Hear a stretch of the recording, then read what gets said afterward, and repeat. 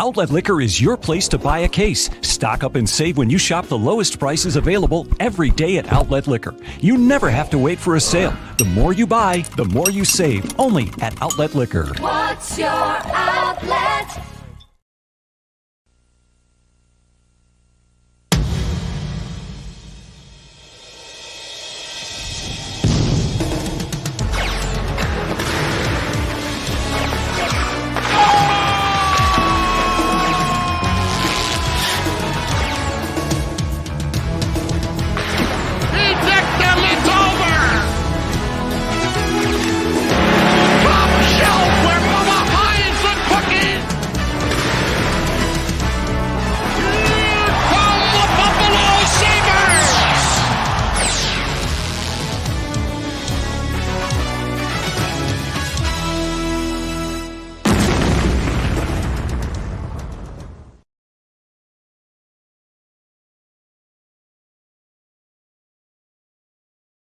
Oh, a little bit of a delay there. Sorry, guys. Welcome to I'll Hang Up and Listen, brought to you by Outlet Liquor, the place to buy a case over on George Urban Boulevard. Sabres with a huge 2 points in the standings. Huge win tonight against the Tampa Bay Lightning, 6-5 off. Known clutch goal scorer, Lyubushkin's breakaway, shorthanded in overtime. Absolute snipe, low glove side. A very off night for, probably the best goalie in the world, either him or Igor Shesterkin, Ilya Vasilevsky, and Vasilevsky. And, again, huge 2 points for the Buffalo Sabres here in the standings after a really, really depressing 6-3 loss against the Toronto Maple Leafs. I am joined by Connor Hurley from Two Goalies, One Mike. Connor, how the hell are you? I'm better now. I was very nervous. I think all Sabres fans were, especially after, as soon as the Sabres went up 5-3, I had a really bad feeling. There was too much time left. I think 5 minutes is too much time with this team sometimes. But as you said it, Ilya Lyubushkin, as soon as he made that play, even as he was skating up the ice, I had no expectations of him even getting a shot on goal, no less scoring an absolute beauty against likely a top 3 goalie in the league and the world. So, yeah, it's just an unbelievable win for the Sabres. They needed it in the worst way, as you said, after a horribly depressing loss on Tuesday. They don't know how to play at home still, but they sure as hell know how to play on the road, and they showed it again tonight. And it's unbelievable. It's an anomaly. I don't know, man. I don't know what they got to do about the about how they play at home, but for whatever reason on the road, man, they find a way to score goals. However, I still believe that no 2-goal lead is safe for the Buffalo Sabres. They blew 2-goal leads today. I believe it was twice, correct? 3-1. I think it was 3-1 and then 5-3. 3-1 and then 4-2. It was 5-3 at one point, I know for sure. So 3 2-goal leads. They blew 3 2-goal leads. Okay, well, regardless. But yeah, it's it's something that they have to figure out, especially going into a long stretch. This stretch here where you're going to be playing a lot of home games. You have a lot of games in hand, and you got to figure out a way to win in your own building. And normally it's the opposite, right? Like normally you have trouble on the road, at least for most teams. Not this much trouble, especially with the amount of goals that they've scored this season, where they sit in the standings for goals scored. You would think that at home that would the record would be better, but it's not. No, it's a crisis of confidence. I think, as we've discussed, the fan base isn't fully back yet. I think nights like tonight go a long way. I really do. You see an absolute superstar getting his 4th hat trick of the season in Tage Thompson, 39 goals. 40 is probably coming tomorrow night, the way that the Sabres play on the road. He's absolutely going to get 50, the pace that he's on. Yes. Duane gets his 61st point of the season. There's 2 legitimate bona fide superstars on this team with a lot of very good pieces behind them. They are, I think, a step ahead of where everyone thought they would be at this point in the season. I think that's the silver lining in all of this. As frustrating as they are sometimes, as bad as the defensive coverage is, as pretty below average as the goalies are. I'm a goalie apologist. I have been and I always will be. But Comrie wasn't great tonight. He was not. No, he wasn't great, and he hasn't. He was good enough, but not great. Yeah, I mean, we can get into overtime. He made some unbelievably clutch saves to make it possible for the Sabres to win. Correct. But there are a lot of redeeming qualities and exciting aspects to this team, and they were all on display tonight. It was truly amazing to watch. It was, for me too. I mean, I need a full-on thesaurus to figure out how to explain Tage Thompson's play, like these goals that he scores, just how he uses his reach. I mean, Marty Braun did a good breakdown of that breakaway that he had off the Skinner pass, where he literally just used his reach to open things up on that glove side on Vasilevsky, who's one of the bigger goaltenders in the National Hockey League. Who, honestly, in my opinion, he's probably the hardest goaltender to beat on his glove side in the National Hockey League, and he uses his size to push. To keep Vasilevsky a little bit more further over on his blocker side, open that up, and just right through his glove side. And I was saying too, especially when we were blowing those leads, like you score 5 goals on Vasilevsky, you have to win. You have to win. Needed it. And as a guy that is not going to give you many games like that, if really any at all. And he had a worse night tonight than Comrie. Hands down, he did. And you have to take advantage of those games, especially coming off such a brutal loss against the Maple Leafs, a division game, a game that a lot of fans that I thought, a lot of fans I thought that were ready to support the team. And, I took a little heat for blaming the fans for that loss, even though that's not what I did. You need me to drop the gloves for you? I will. Yeah, I know, right? Like, let me get into these Twitter streets. Let me get into these Twitter streets. Not to get off topic, but I'm sick and tired of seeing our bar being full of Leafs fans. And if there was ever a team to get out there and support, it's this one. It's this one. And yeah, maybe a lot of Leafs fans are buying their tickets from the box office. Well, you have equal opportunity to buy those tickets as well. And you also knew full well the importance of this game. There were plenty of tickets left available online. There were plenty of tickets available left in the 300s at a reasonable price. I had I not gotten COVID, I would have been there. But with that being said, get out there and support this hockey team when they come back home. Like, start filling that building, give them the support, because it is known when they play in front of a sellout crowd, they have a winning record. I mean, you want to get superstitious. I know us goalies are, but start selling out that building and help this home record.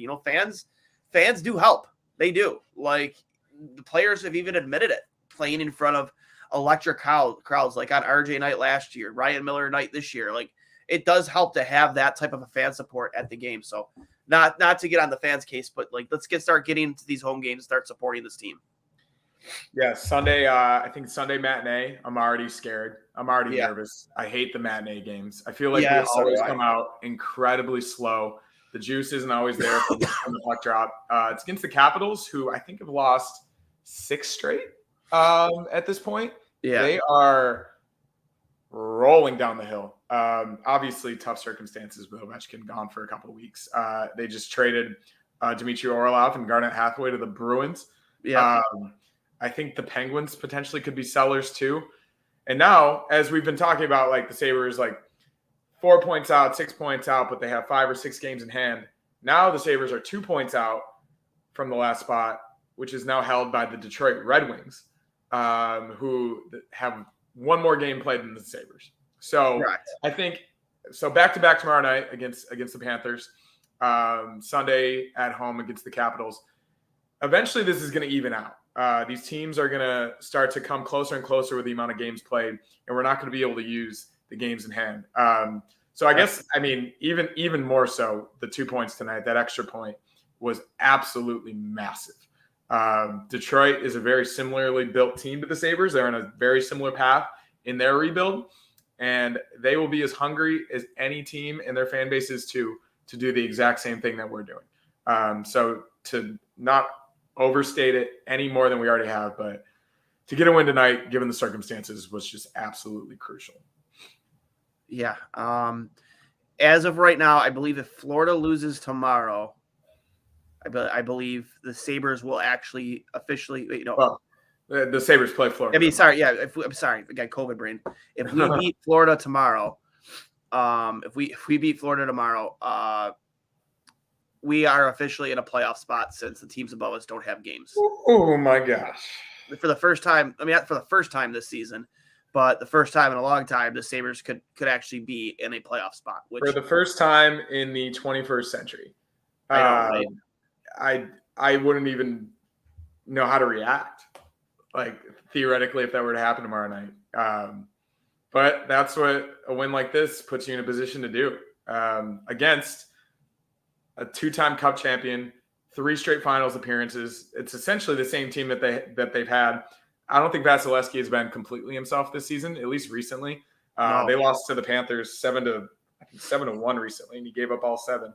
Came back next time and got a shutout. But yeah, he didn't look like himself tonight. But Vasilevsky is one of the best bounce back goalies in the league. Like, yeah, if he has a rough game, there was a number last year they talked about a lot in the playoffs that after a loss, his record was like 18-0 or something stupid like that.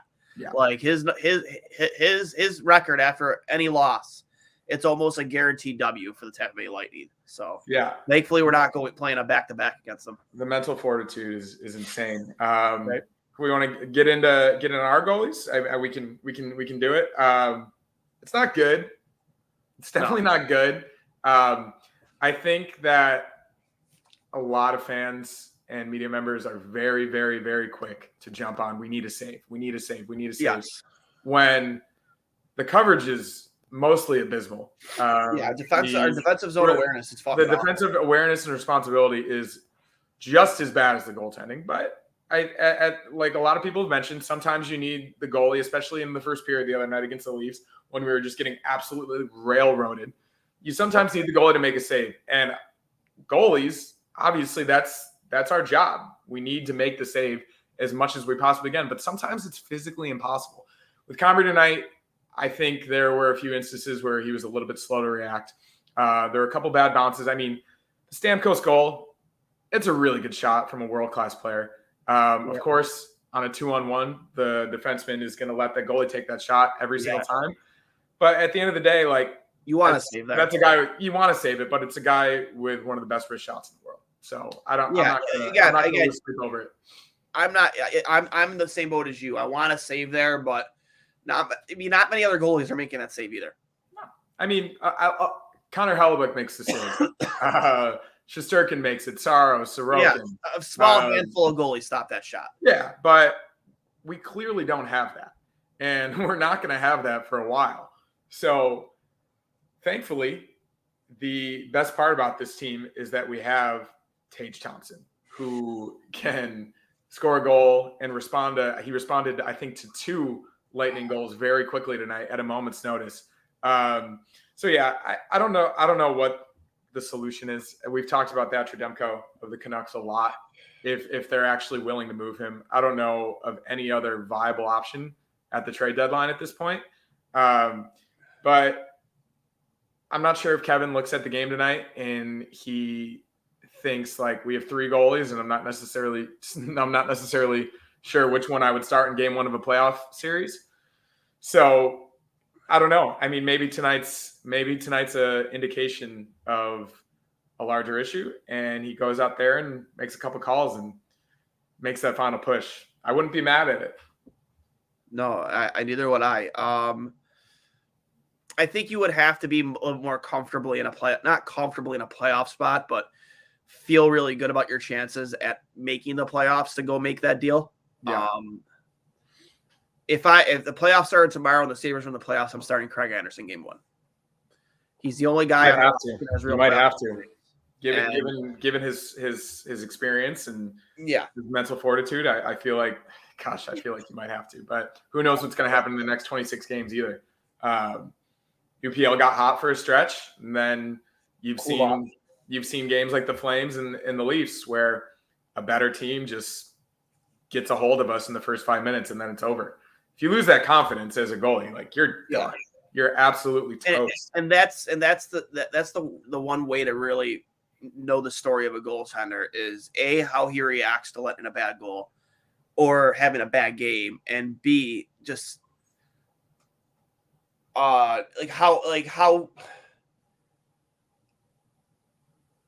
watching him against the Leafs, you could tell he was really rattled from the jump for obvious reasons. It was up 4-0 after the first period, but he was playing deep. Like I understand he's a goaltender that really relies a lot on his flexibility and athleticism, but he was playing deep in his blue paint on a couple of those goals. It's just like, use your size, man. Like, we go back to that Beanpot victory, that shootout with Devin Levi, and how far he came out of his net. I'm not saying Vasileski's got to be outside near the faceoff dot, but he needs to find a way to use every bit of his frame to cover as much net as he can. And when he got rattled, man, he was not doing that. And he pretty much pissed down his leg that game. I personally thought that Granato should have did everything he could to call it at timeout after the second goal, especially when they were really starting to pick up the pace even more so, and we just couldn't touch the puck. Everything we did wasn't going right. And then I just knew at that second goal, in the first shift after that second goal, I was like, it's going to be a 3-0 here really soon. They need to call a timeout. They need to slow this Toronto team down. And especially with the electricity that they had in our building with all the fans there and how loud they were, I thought you should have used a timeout there, especially to calm UPL down, because he was noticeably rattled after those first two goals. So thankfully we can forget about that one though. But yeah, I mean, I think Comrie was a bit of a surprise for me tonight. He obviously hasn't played in a few weeks. I wasn't too surprised. No, yeah, given what happened the other night, like I was thinking maybe Anderson, but after the Kings game, you're not as confident as you once were. Yeah. I'm thinking potentially tomorrow Anderson. Yeah. Just given the back-to-back, team's going to be tired, and that has the potential for a very similar type of game to the Leafs. They have so much skill. They're so fast. They can score 3 goals in a matter of 2 minutes. So a guy like Anderson, he played incredibly well against the Stars a few weeks ago in a very similar situation in the first period. Yep. So I would hope that Granato does that tomorrow. But moving forward, it's a question that you have to ask. I think there will be a little bit more clarity after this weekend. If you get 3 or 4 points in these next 2 games, you're obviously in a much better position than you are if you get 0-4 or even 2-4. So I think, they will have a little bit better of an idea of what they need to do, because the trade deadline, I think, is next Friday.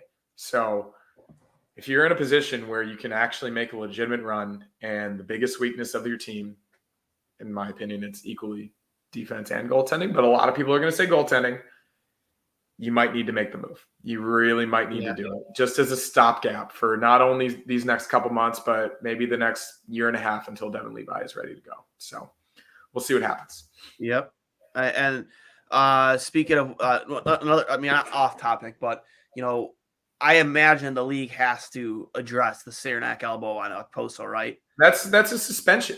That was so blatant. That was as blatant of an elbow as you can, and it's not like accidental, like it grazed off his shoulder and him. He was looking at him when he did it. That was elbow to mouth. Yeah.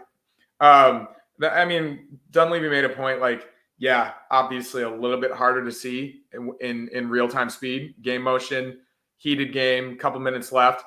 But if you're an NHL ref, how do you miss that? They were missing a lot the entire game. I think Tampa was playing, I know they're usually pretty dirty, but I feel like they were like particularly dirty tonight.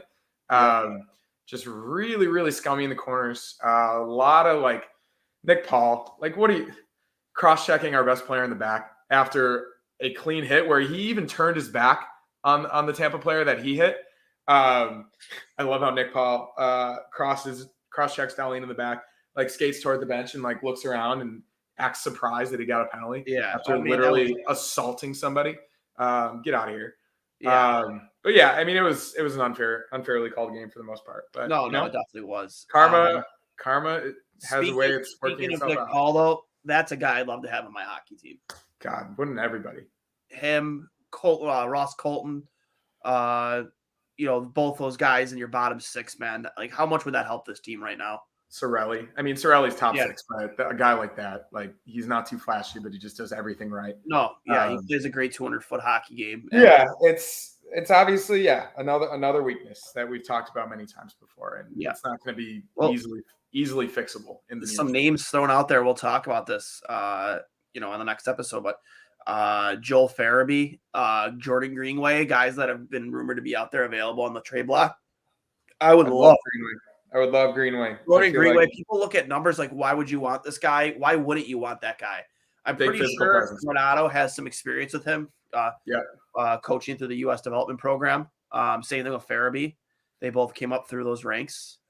And I would love to add both of those guys. I mean, I think Farabee's a guy who's young enough and he's fast enough and he's skilled enough that he could even be, a good guy to have on that second unit, second power play unit on your second line. Jordan Greenway would add so much size that you need so much, 6'3" guy's a tank.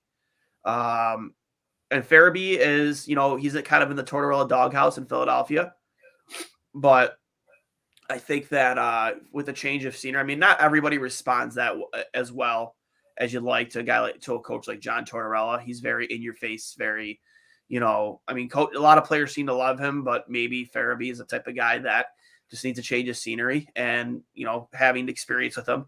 Maybe that's a hockey trade, like a legitimate hockey trade that the Sabres can make to make this team better now and in the future. And it probably wouldn't cost you a ton.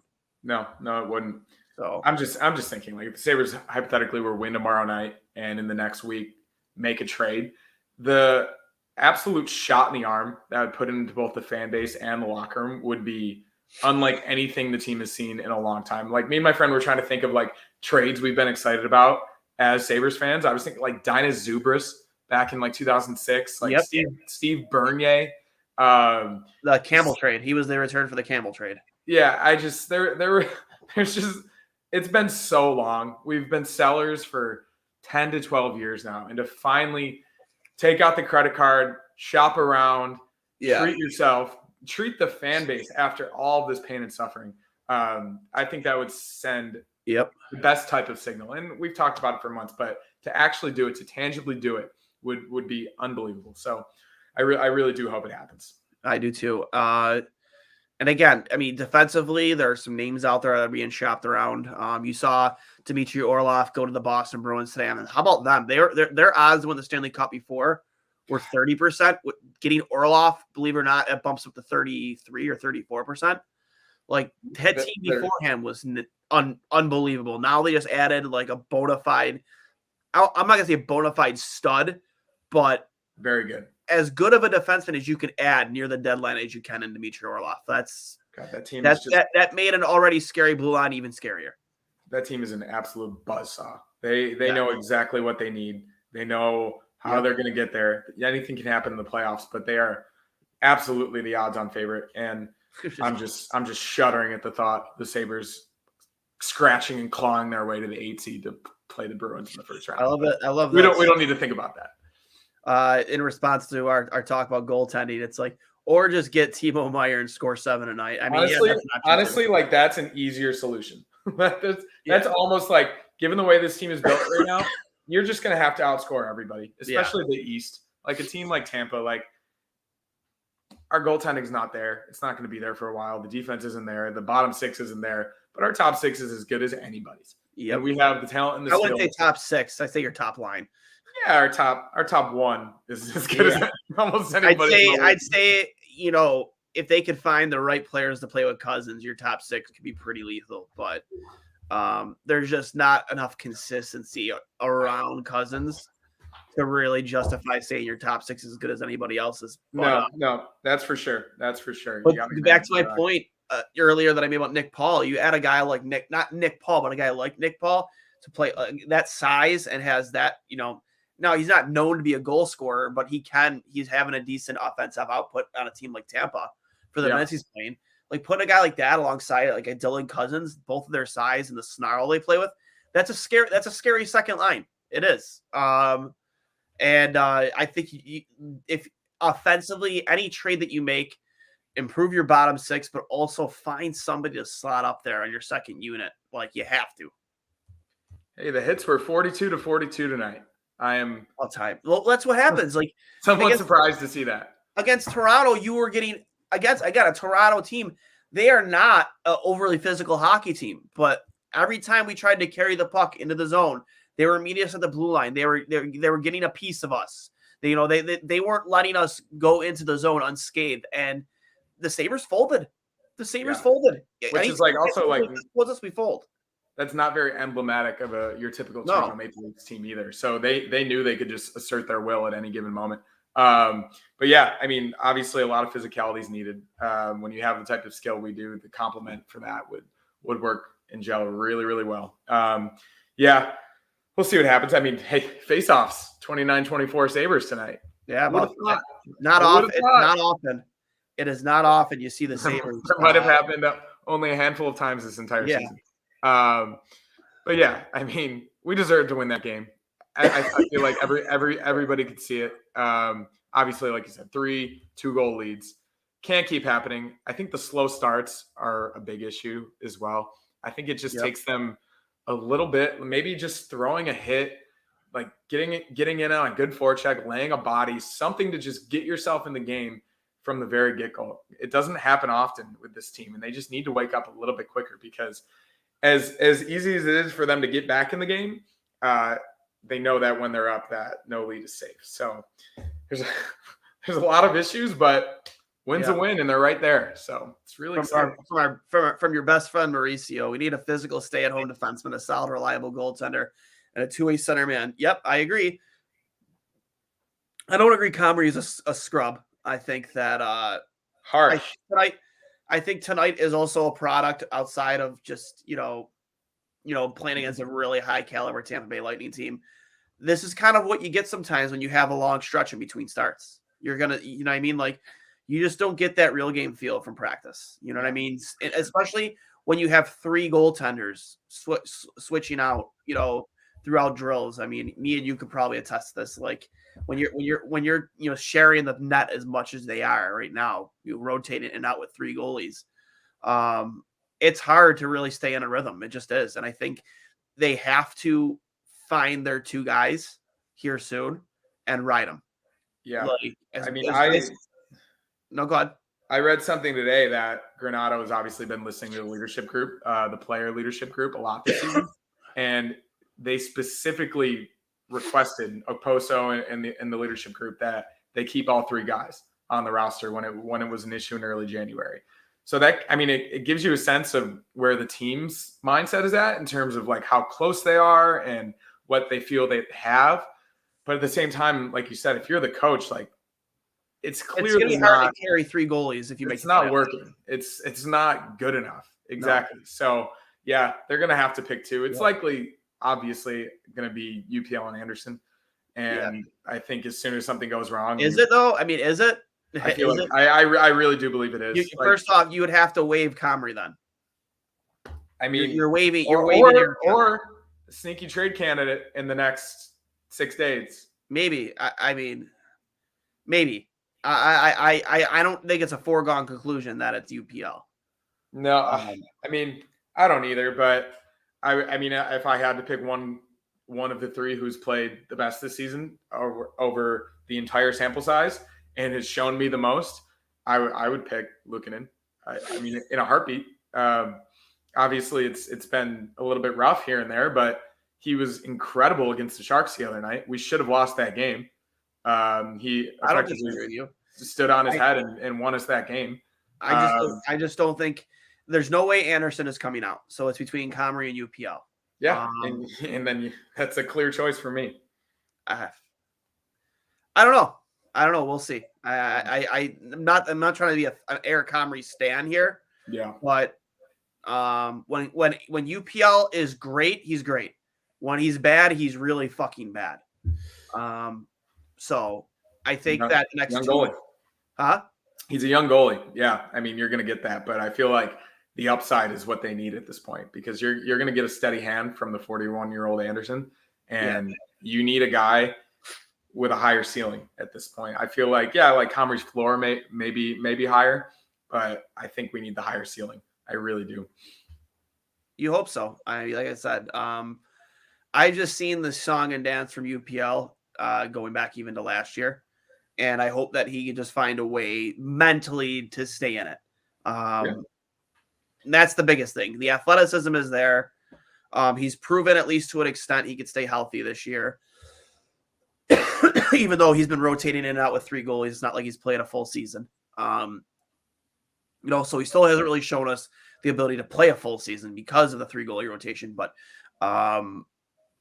the mental thing there is what I question the most. And he needs to show mentally that he can stay and be consistent. And he hasn't really shown that yet in its entire term. We'll see. For sure. Last 5 games against Tampa Bay Lightning, the former champs have scored a minimum 5 goals. Can't rely consistently to score 4, 5, or 6 goals. I agree. Comrie plays ragged, hyper, anxious. Again, it's hard to judge him based off, again, a week and a half's, almost 2 weeks worth of time off between starts. And then on top of that, it's been almost 2 weeks right between starts, correct? For Comrie, yeah, I think so. I forget. And then you're being tossed into an away game against a team that's been in the finals, 4 of the last 5 seasons? Yeah. So that's a tough spot to be in. Again, I'm not an Eric Comrie defender by any stretch of the means. Like, I want whoever's going to give me the best chance to win. But he came up big when he needed to in overtime. And the Sabres won the game. So, yep, that's all that matters. Yeah, make the save when it counts. He came up with a save, and few saves. I mean, not even at the end of regulation. Well, that was a huge save. I mean, he was reading that the whole way through. He anticipated that. He knew that's where the puck was going. Was that Kucherov who took that shot? I think so. Yeah, it was on the right half. That spot. Yep. I mean, he was reading that the whole way. I mean, you read that the way you read the pass over to Thompson on the power play. He knew that shot was coming, and he read it perfectly and made the save. Made it look routine almost. And then again, he had 4 or 5 huge saves in overtime when we were shorthanded before the Lyubushkin goal there at the end. But again, just he stayed square to everything. Read the play, and maybe he got lucky here and there, but at the same time, that's the position, right? Sometimes a little bit of luck is involved. Made some big saves, and Lyubushkin ends it in storybook fashion. So. Yeah. More from Paramat Pictures here. To beat Florida tomorrow, we need Tage to put Kachuk on his ass. I don't know if you want Tage doing that, but yeah, let's just have like anybody else. Yeah, I don't need Tage to do anything different than he's already doing. He's clearly the best at what he does. So let's keep him clean. I don't want him to break a wrist. No, not at all. Also, I need somebody other than Peyton Krebs. Push comes to shove, the guy. Yes. But I was going to bring up Krebs. His game as a whole is it's amazing. The strides he's taken this season. I was telling a few of my buddies like how good that trade looks right now. Tuck is arguably better than Eichel. You get Krebs, you get a first round pick. Yep. I think it turned into Oslin. It was Noah Oslin. The first round went Savoy, Oslin, Kulik. It's an absolute steal. We're going to look back on that trade and thank our lucky stars for what Kevin Adams did. Yep. But Krebs is the no look pass after taking a hit, arguably a dirty hit into the boards, right to Jack Quinn with an uncharacteristically easy goal from Vasilevsky. A little bit of a muffin, but yeah, Krebs has just been amazing. An absolute revelation somewhere in your middle six. You can slot him in anywhere at this point. Yeah, and you know what you're going to get from him. So that's incredibly encouraging. And from a relatively small forward too, everyone's saying we need all this size, we need this physicality. We do to a certain extent, but if you have a guy that learned to play like that on the fourth line, is now translating that into meaningful minutes in your middle six, that's what you need to do. Middlestat theoretically could do it. He just doesn't. Olofsson doesn't. They're not going to. So Krebs is the standard, and I'm just so unbelievably proud of the way he's played recently. Yeah, I've been calling it now. You know that now for weeks to get him to get more ice time. Give that kid more opportunity. He's earned it. Down there playing with Okposo and Gergensons for most of the year, ever since he started off as slow as he did. And it's really shown in his game. The snarl. The ability to, play a better 200-foot hockey game. And now he's getting more opportunity offensively, and it's showing. The guy took a hit to make a pass there in the corner, and that was beautiful. Like, that's what this team needs. You need to dig more. You need, chip and chase. You know what I mean? Like you're as much as I'd love to see us play that high caliber Tampa Bay style hockey where you're constantly just carrying the puck into the zone and setting up. You need to play more chip and chase because we're just not that team yet. You know, I'd love to see guys like Darlene Power and Tage, you know, consistently carry the puck in, but you know, when you come up against teams, and we showed it tonight, it wasn't all just carrying the puck in the zone. That play in particular, you know, the first goal, I believe it was Okposo, the captain, made a huge play behind the net, caused a turnover, and got that puck out to Darlene or to Jost to Darlene, and then Darlene sent it to the net and went off Gergensen. That's for a product of establishing a good forecheck. And it's happened a couple times over the last few games. And when you do that, you establish a good forecheck, this team is going to score more goals. I mean, you are going to get the highlight reel goals that, especially early on in the season, we kind of grew accustomed to seeing. But in order to really be successful and make a run at this, you have to play better chip and chase hockey. And, you know, a couple times tonight, they were able to do that, and it led to goals. Yeah, I think the zone entries are a huge problem. Even our best puck handlers, Tage and Cousins, they're really struggling by trying to bring it into the zone themselves. Something about the setup, something about the entry, it's just not working for the most part. And you even see it on the power play. They like that little drop pass in the neutral zone, and they try to carry it in and keep possession. And ideally you would. Like, controlled zone entries are a big ticket item in the analytics community because you're not leaving it up to chance of whether you retain possession in the offensive zone. But if you are constantly banging your head against the wall trying to do the exact same thing, you need to switch it up. You need to dump it in, and you need a guy with momentum and speed going into the corners. And I think they're slowly learning that. They're slowly realizing that just forcing it into the offensive zone and trying to maintain possession is not working. So I hope that they establish some type of system, some type of educated game plan to continue to do that, because otherwise you're just going to be clogged in the neutral zone as much as you have been. Agreed. More here from the Peanut Gallery. Goaltending. We need to rely. Yes, we've definitely covered that one. From Rakeen Davis. I want Tom Wilson because the Sabres need some dudes. I don't think Tom Wilson. Tom Wilson on the Sabres. Tom Wilson's not going anywhere. I know he's not, but I would love Tom Wilson on the Sabres. Anybody like him, but he would just be cream of the crop.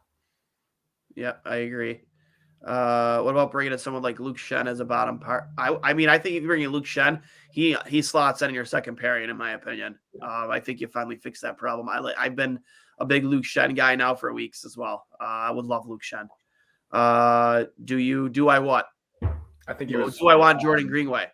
Yes, we've already discussed that. Jordan Greenway in our bottom six would be huge. I'm trying to forget about the Toronto game because it felt like an away game. It was sad and depressing. Yep, it absolutely was. Moving on. Right? we don't need to rehash it. We've already been over that.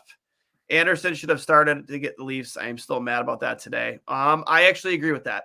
I think he has a great record against Toronto. I think he's played some of his best hockey over his career against the Maple Leafs, dating back to when he was with Ottawa. So I 100% agree with that. 100% agree with that.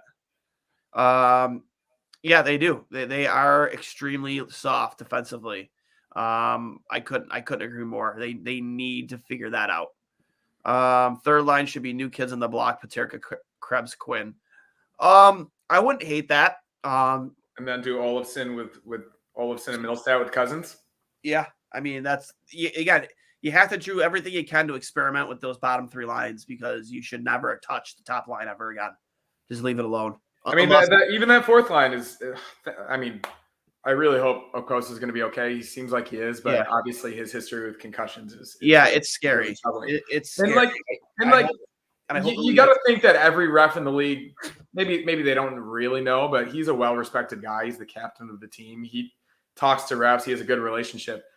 For them to just see that type of thing happen and just turn a blind eye to it, it's really, really disappointing. But yeah, that fourth line, keep them together. They're the one consistent presence of physicality and forecheck that the Sabres have. And then those 5 guys besides Cousin, I think obviously like you're getting a lot more confident in Krebs, as we said, but it almost feels interchangeable at this point in terms of where that middle 6 is right now. And aside from Cousins, they're all pretty small. So you're not going to get as much physicality as you want, and that's not going to change for a little bit. So Yep. you just kind of have to live with it right now and outscore the other team like we did tonight. If you score more goals than they do, if you win 100% of the time. If your transition offense, I think that we saw tonight, that 2-line pass from Skinner to Thompson, the 2-on-1, a lot of the Sabres' goal this season have come off transition offense, defense turning to offense very quickly, because you can catch teams off guard. When you have that type of speed and you have that type of skill, you can turn to defense and offense very quickly, and we saw that tonight.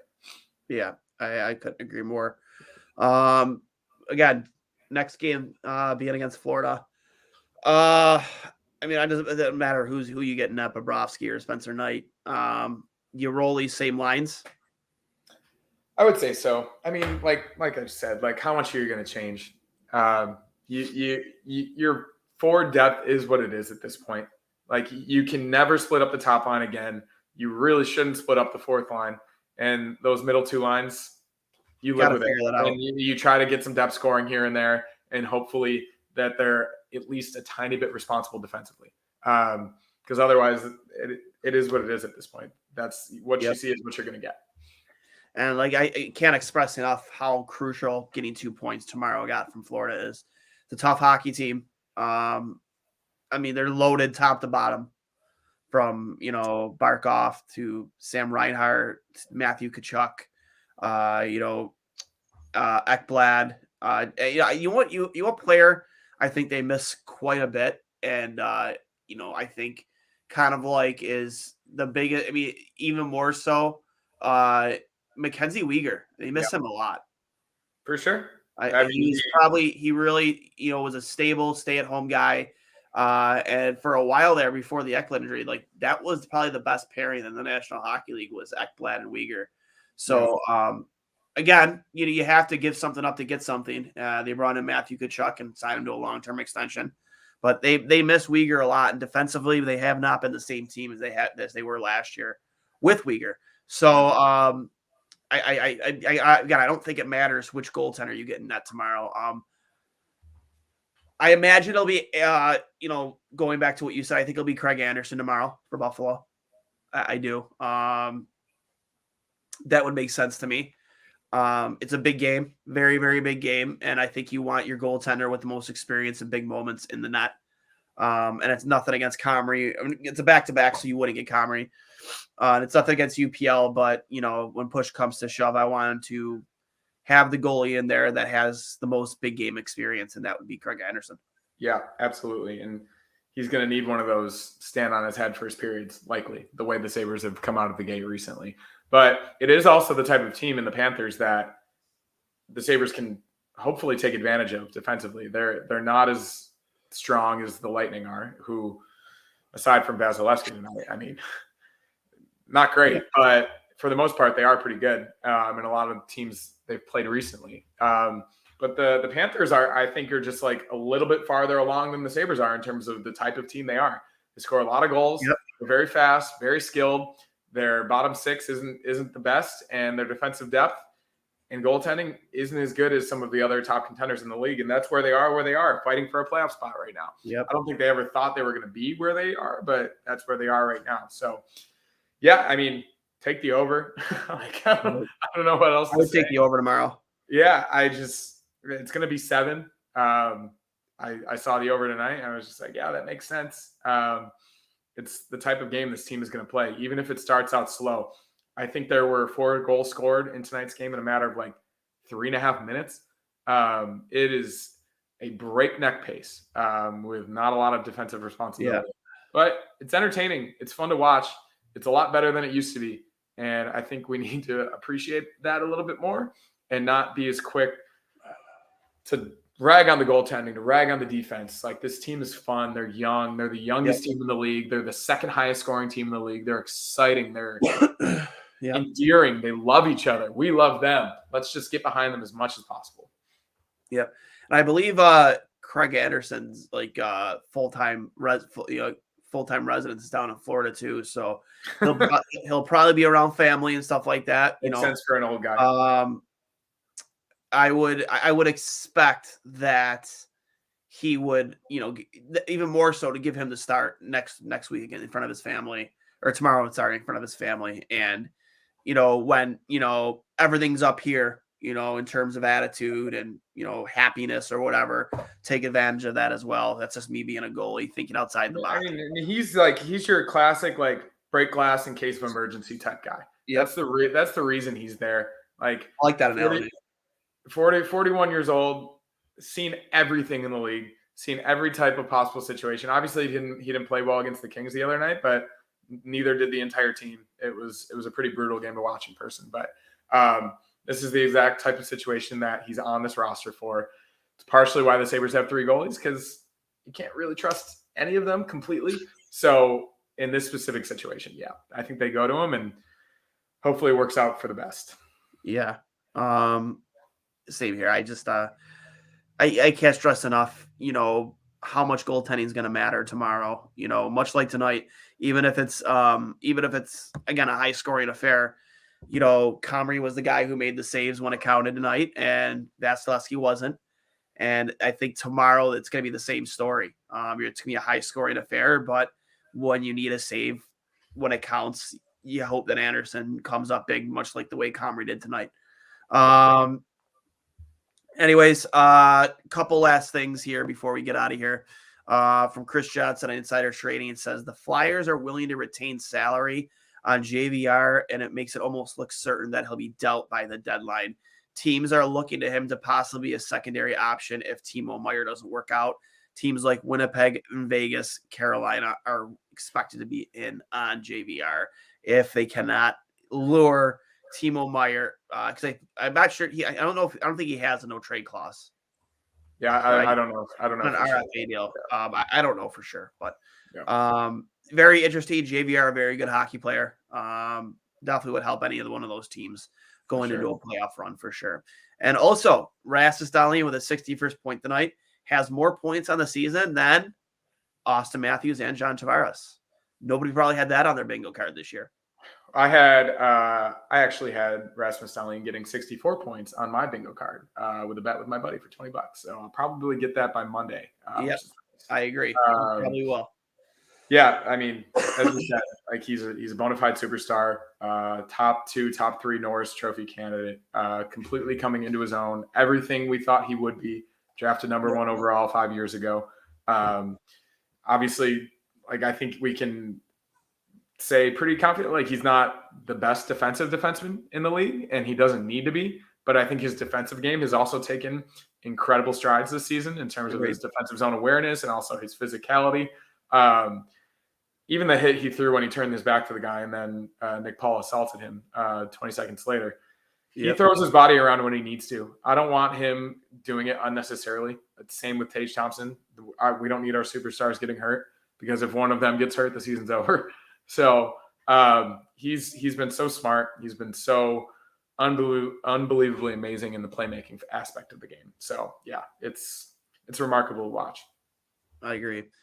Do you have anything else? Actually, I definitely did want to bring up the highlights of those goals real quick. So we'll run through those real fast before we get out of here, especially that electric overtime goal from Ilya Lyubushkin, big time goal scorer.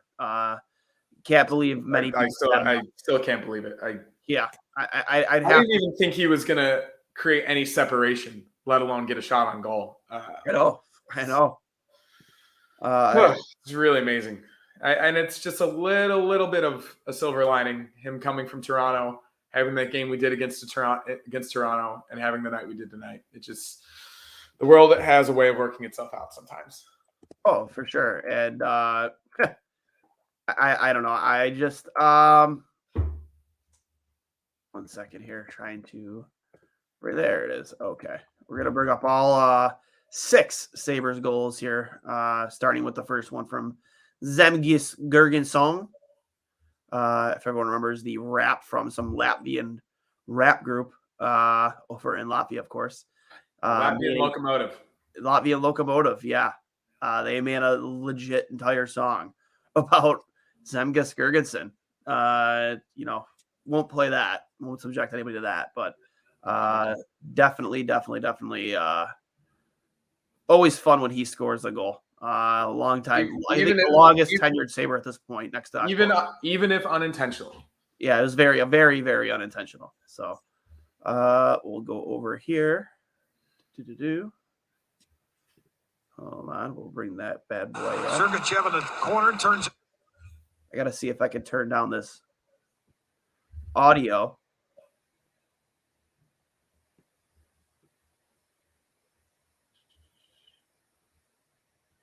One second here. I don't want to get us in trouble for playing trying to find a way to not play the audio just because we got in trouble for that one last time. But let's see if we could. Goddamn copyright. Here we go. We'll just do it this way. So here we go with the first goal.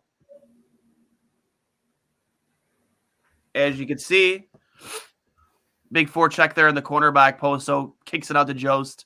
Jost finds Dali and then banks it in right off of Girgenson's skate. I don't even think he even knew at first that it went in off him. But regardless, 1-0 or tie game there for Buffalo after the early goal by Stamkos. Need a dirty goal. Sometimes. They don't all have to be pretty. Just throw it on net. For sure. And then we kick it over to the second goal for the Sabres. A Tage Thompson, beautiful goal.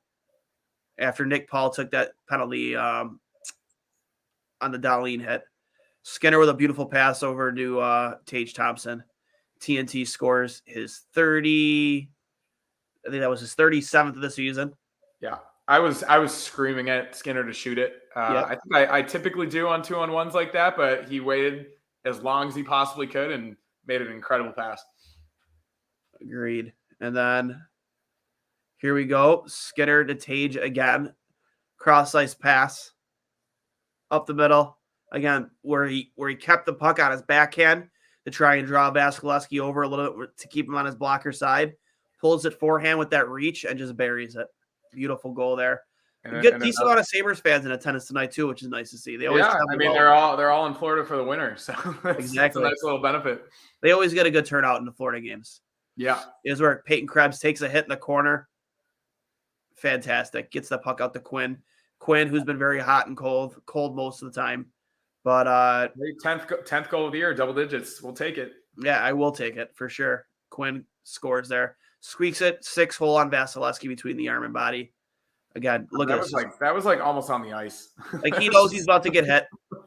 Gets it out to Quinn. Takes the hit right into Vasilevsky. Right through him. Tough night for the big cat, but we'll take it. I'll definitely take it. And then Tage Thompson, Mr. Tommy Dangles, with a fucking beautiful assist from Sergachev there. Yeah. I love the toe kick. Like the toe kick is my favorite part of this goal. It's so out there, the little toe kick. It's so slick. I mean, it is. You like it. It's the type of move when you're just on the ice, like fooling around with your friends. Yeah. Just like dangling, like his reach, his hands, his skill set. It's unlike anything I've ever seen, and I think that's why he's become such a viral sensation this season. Is because he right onto his stick. Yeah, I mean. But for the most part, he's always in the right place in the right time. He's always looking for the opportunity, and that's a goal scorer's mentality. And then known clutch scorer, Mr. Lyubushkin. After, I guess you could call it a no call, even though I think Stamkos sold it. Good. They better not have called that. If they had called anybody wants to there complain about that no call in overtime, let's talk about the blatant elbow to Okposo's head before any of it. Because that was blatant of a no call. His jaw. And then a questionable call on Yoki Haru. I mean, maybe not questionable in terms of the rule book, but that's not what that rule is intended for. It's for a defenseman wasting time by intentionally shooting it into the crowd, and that was just a deflection. Which, you can draw straws at that one. But a lot of fans are disappointed that goal didn't happen at home because they wanted to hear the Gummy Bear song. Each player gets to choose their own goal. Oh, I know. Goal song. Everyone wanted to hear the Gummy Bear song. So I'm not sure I'm not going to get bothered because I don't want to get yelled at by YouTube. I think we would get sued for that one for sure. The gummy bear boys would come after us. But yeah, I mean, his first goal as a Sabre, first goal of the year, couldn't come at a better time. Ilya Lyubushkin, unbelievable. But win's a win. We'll see you tomorrow. Also, I do want to point out too that Victor Olofsson was on the first power play unit tonight with Tage Thompson on the opposite side, and he had a pretty good opportunity. On the left side there, and as we've seen many times before, that's basically the only thing he can consistently do well. I think that teams would be able to figure that out though, because they figured it out Tage for the most part. Like it happens here and there where he eventually gets it into his wheelhouse and blasts one by the goalie. But if we're just going to have Dahlin as the quarterback and just go to each flank, you can just put two guys out there. But I don't know. I don't hate them for trying it. I think it's something we've talked about plenty of times on this show. Like you have that double-headed monster on your first power play unit, and you make them respect both sides. You stretch it out, and you open up the middle a little bit. You just need a little bit more of a consistent presence in the middle. I agree. Maybe that's where you have a guy like Dylan Cousins in the middle, or like I said, I'd love to see Peyton Krebs. Give him more opportunity. Give him an opportunity.